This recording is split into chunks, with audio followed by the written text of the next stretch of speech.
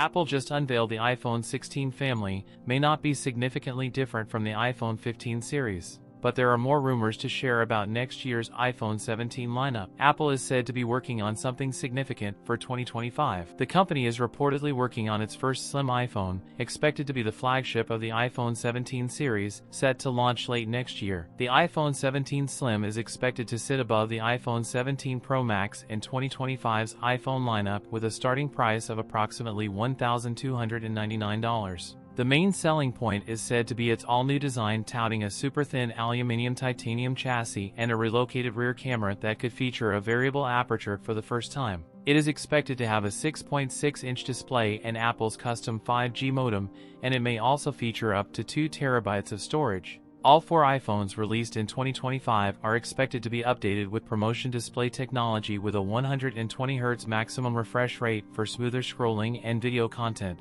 As for camera updates, Apple is said to be working on an updated 24-megapixel front-facing camera with a 6-element lens, and the iPhone 17 Pro Max could include an upgraded 48-megapixel telephoto camera, which would be an improvement over the current 12-megapixel sensor.